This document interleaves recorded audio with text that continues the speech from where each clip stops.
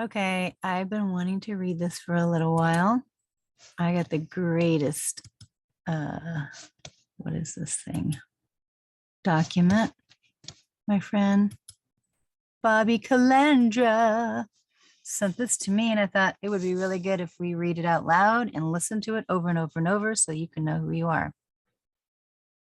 Because, if you get in a car accident like I did, you're like, sign this ticket here, lady. I'm like, I don't know what I'm doing. And then you have to like cancel it 72 hours ago. You have until you have to cancel it. So, what is a secured party creditor? Many people ask, what is the difference between a secured party creditor, a private citizen,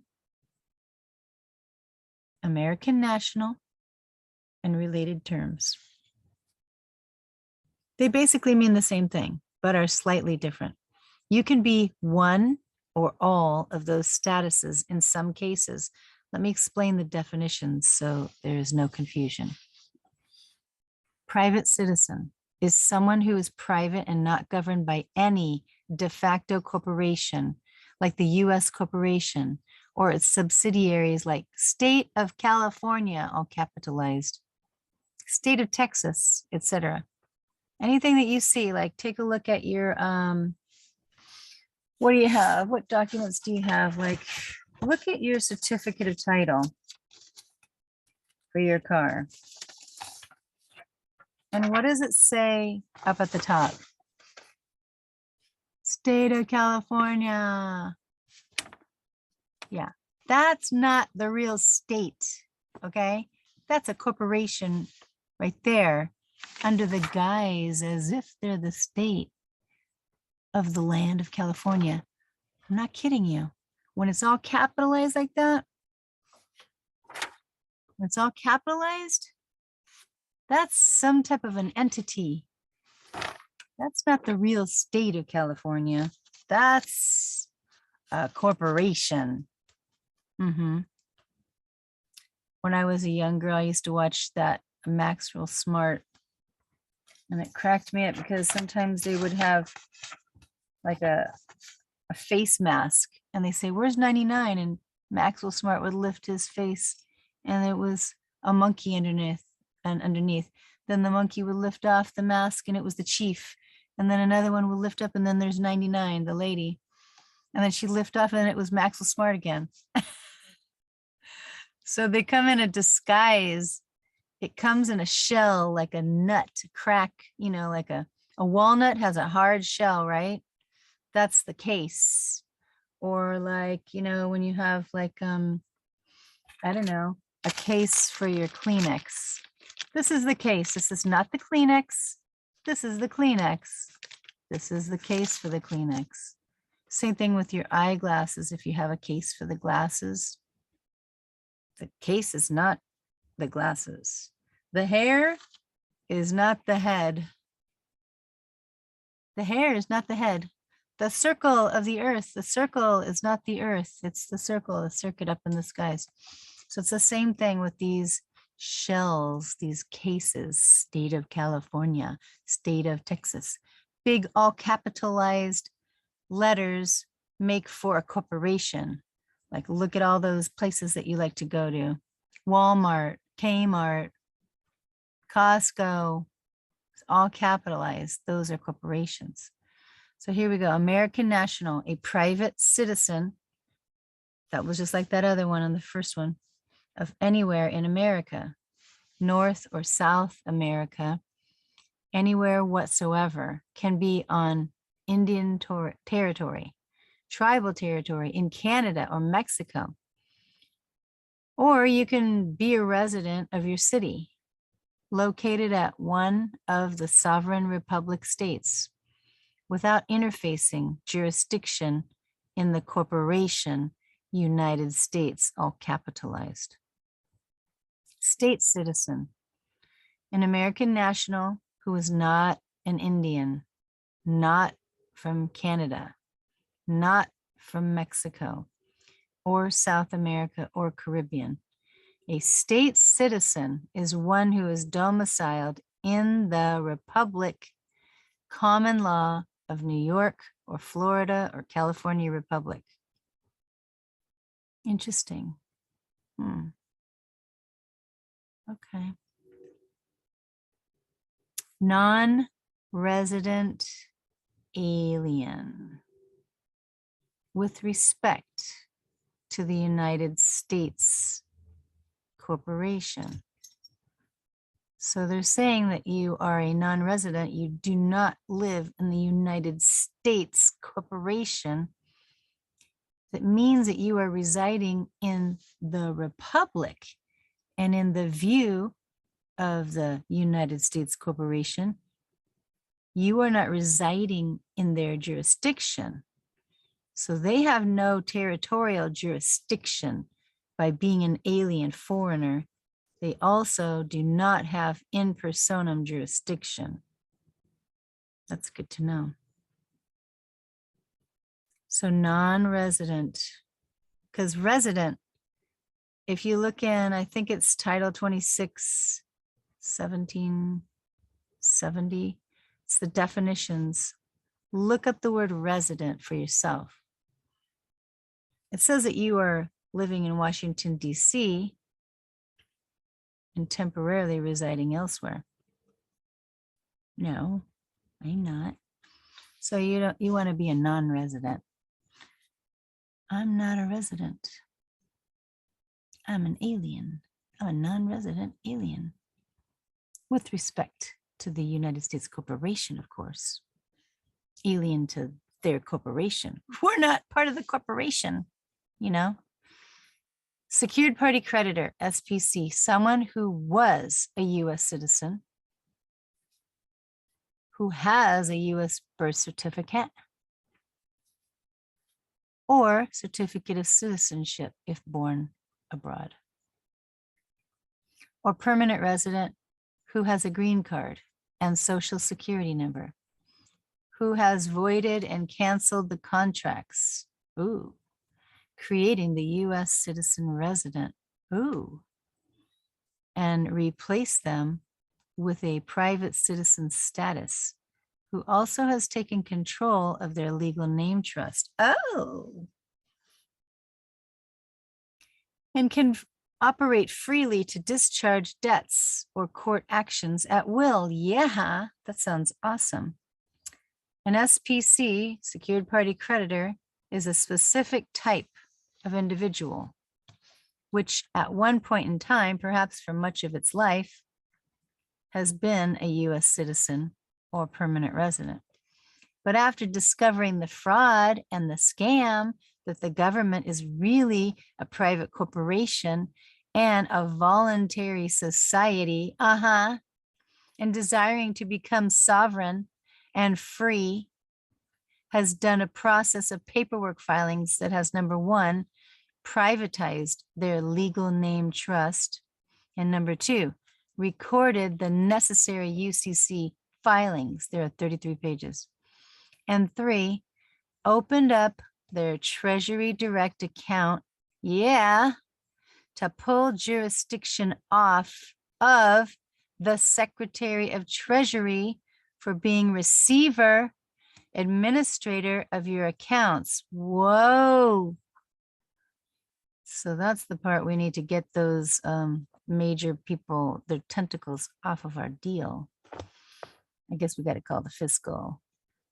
Hey, fiscal services. I just opened up my Treasury Direct account, and I would like to take off any links that might be on there. And then what? Delink them? Yeah, delink everything. Delink all those things. Then what? I don't know. I don't know that part yet. You don't know that part yet. But keep it all for me and me only. Okay, so open up the Treasury Direct account to pull jurisdiction off of the Secretary of Treasury for being receiver, administrator of your accounts, and set up, here we go, and set up a mandatory discharge fiduciary contract with said office. That would be that Secretary of Treasury guy. I haven't contacted them yet. And number 5, I got to do that part. Gotten the consent of the Secretary of State. Oh, yeah, no, I did do the Secretary of Treasury part. I didn't do the Secretary of State. Gotten the consent of the Secretaries of State of various states, the IRS, in Washington, D.C., through tacit acquiescence, meaning they're not going to answer you. They're not going to answer your letter back. So, if you do not answer me within 30 days, then we have an agreement here that this is what it is. Through tacit acquiescence that you are in control and have a prima facie position with the courts for being sovereign. Becoming a secured party creditor simultaneously makes you also a private citizen. Yeah, that's good. American national and a state citizen. They are simultaneous. However, one could have been born a private citizen and an American national with no birth certificate, no social security card, no green card, immigration contract with a U.S. corporation, and therefore they would not simultaneously be a secured party creditor because they do not have a birth certificate generated legal name, nor do they have a Treasury direct account. Sovereign is free from any de facto corporate government jurisdiction. Did you get that? When you're sovereign, it means that you're free. I'm free from any fake de facto corporate. I don't work at Kmart. I don't work at Costco. I don't work at whatever place that you want to say I work at, United States Corporation. I don't work there. When they're trying to make a government jurisdiction. U.S. citizen, Washington, D.C., I don't work for you. You're fake. I'm just saying.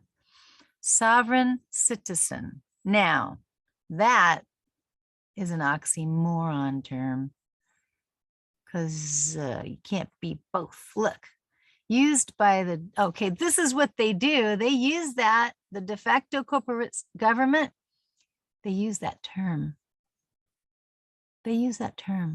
What they try to call many people researching this material and invented by the status quo to classify people as domestic terrorists. Stay away from using this term, sovereign citizen. Don't use that. It also diverts attention away from the actual terms. That historical precedent and case law has ruled on. Extensive case law cites the rights of private citizens that take nothing from the state and thus owe nothing to it. See Hale versus Henkel. Mandatory reading materials to understand private citizen, national, and secured party creditor. The number one reading material to review about all of this is cooperative federalism. Oh, it's a free PDF on the internet. Look it up and read it. At least read the first 5 or 10 pages to get the gist of it. The number 2 reading materials is Hale versus Henkel. This is a famous Supreme Court case. It's available for free online. Look it up and read it. Opportunities now that you are a secured party creditor. Number 1, how to operate your trust. Getting the most out of maximizing your trust for asset protection, tax savings, and estate planning. Asset protection, exempt from lien. Oh, that's great. Exempt from levy, garnishment. Oh, that's wonderful. And seizures. Whoa, no, I'm not talking about epileptic seizures. I'm talking about when they take your stuff. You are exempt from the seizures that they take. After you open your trust bank account, I did that.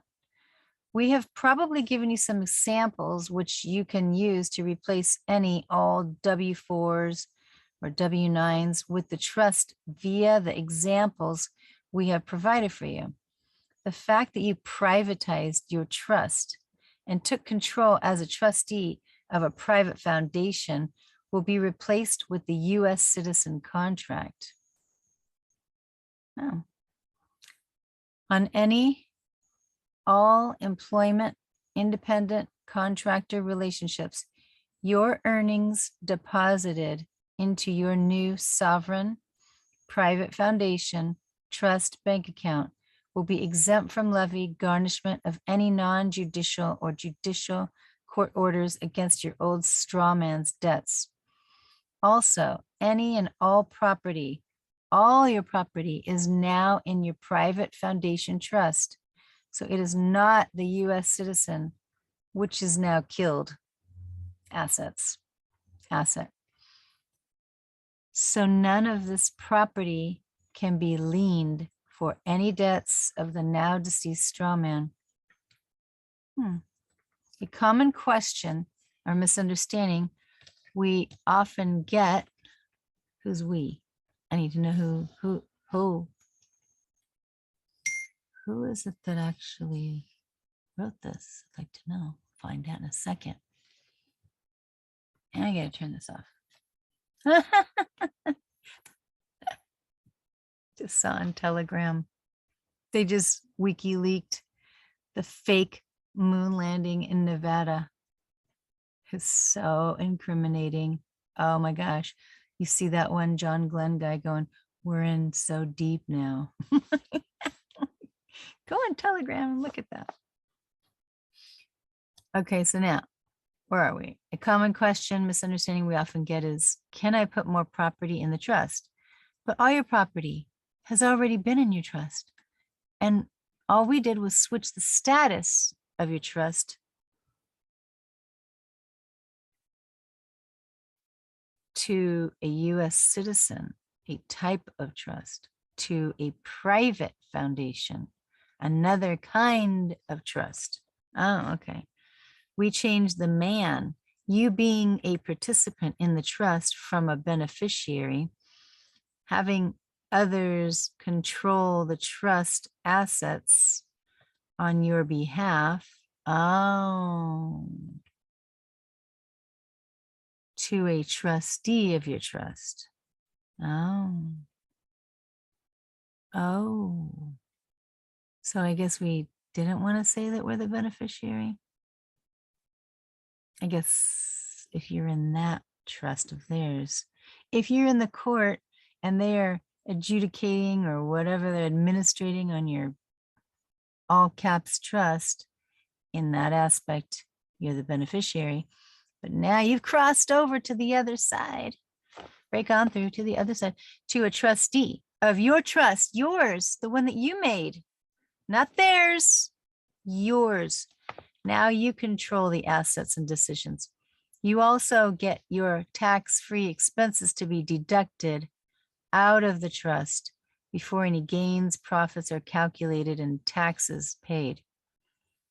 This is exactly what Bill Hillary Clinton do with their Clinton Foundation, which has come under huge criticism. What do they do? They get their tax-free expenses to be deducted out of the trust before any gains or profits are calculated and taxes paid.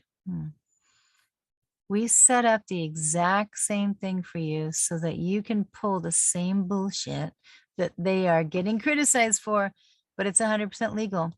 The Clintons live live a high lifestyle with all monies going into their trust. 90% is spent or allocated for themselves as trustee expenses or trust expenses. And then 10% left over is given to the beneficiaries for humanitarian projects like disaster relief. You're doing the same exact thing. Only your beneficiaries are the ones you selected, whoever they are. And you don't have to pay them directly during your life per se, as long as you are working toward their ultimate benefit at some point during the life of the trust. If you provide any support for your beneficiaries, like letting them, if they're your kids, stay in the trust home, or pay for their educational expenses or sustenance, clothes, shelter, food, then that is how you operate your trust.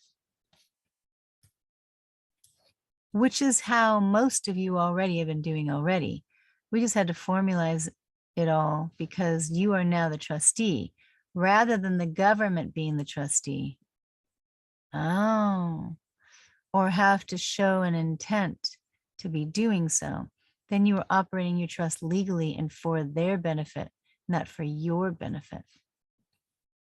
More on tax filings. Oh, this is what we really need to know right here.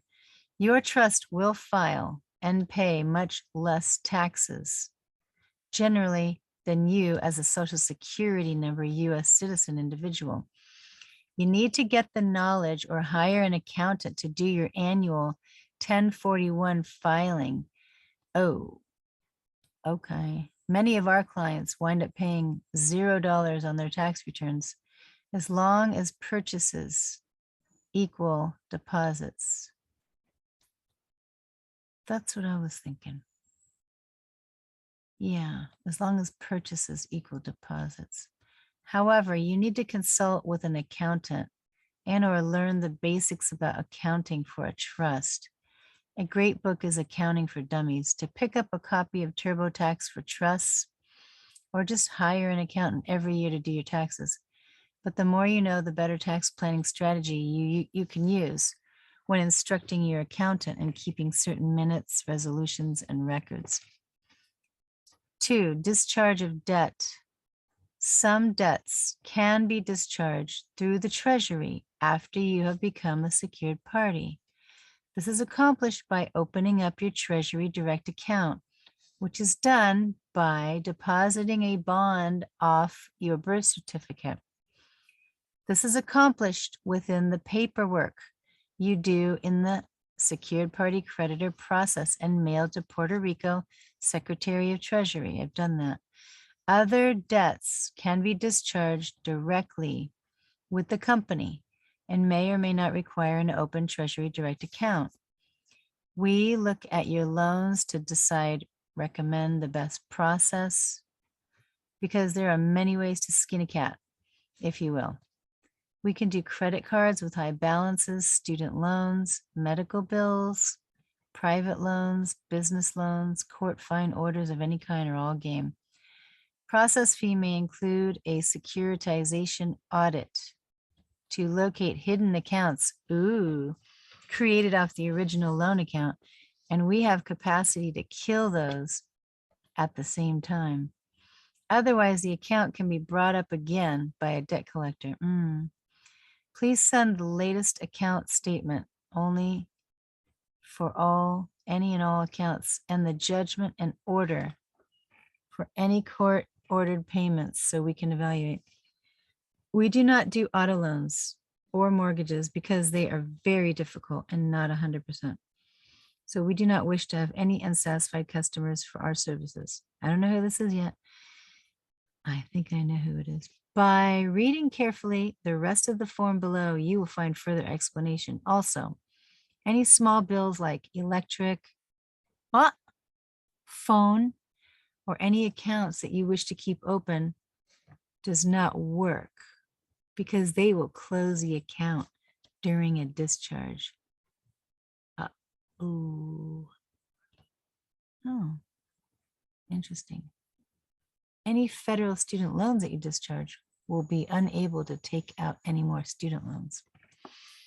Oh, that's interesting. Number 3, LOC program. Excuse me, application for credit funding. Before trashing your credit score by discharging your debt, is that what happens? Oh, sheesh. You may want to consider if you can get the maximum use out of your credit report scores while your accounts are still open. Trashing my credit score, huh? Yes.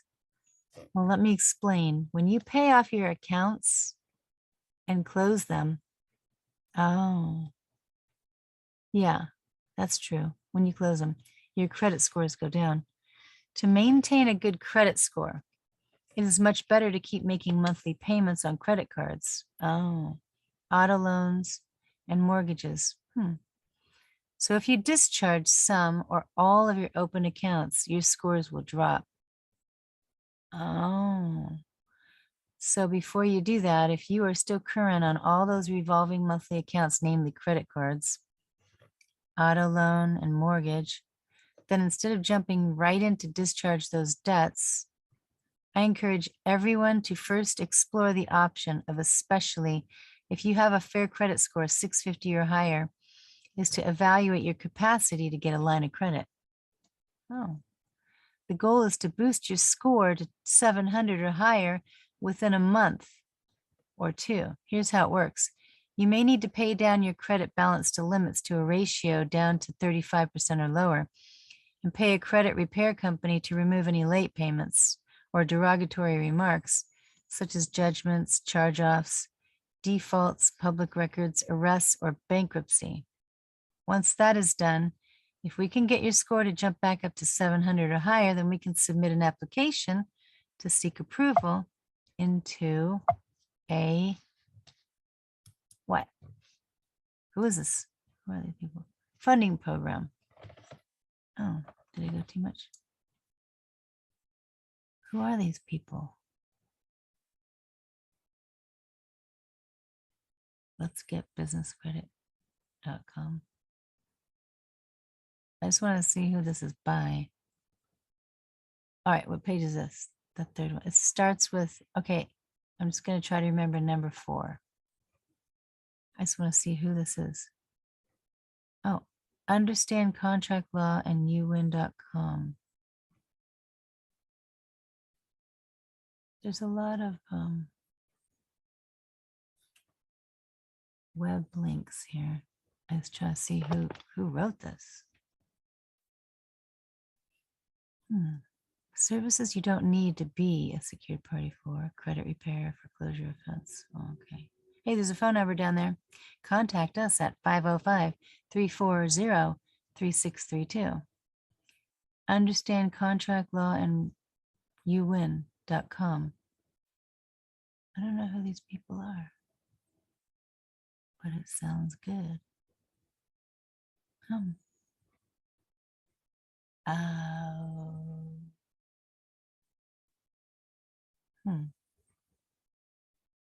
I don't want to read this whole thing because I'm kind of getting tired.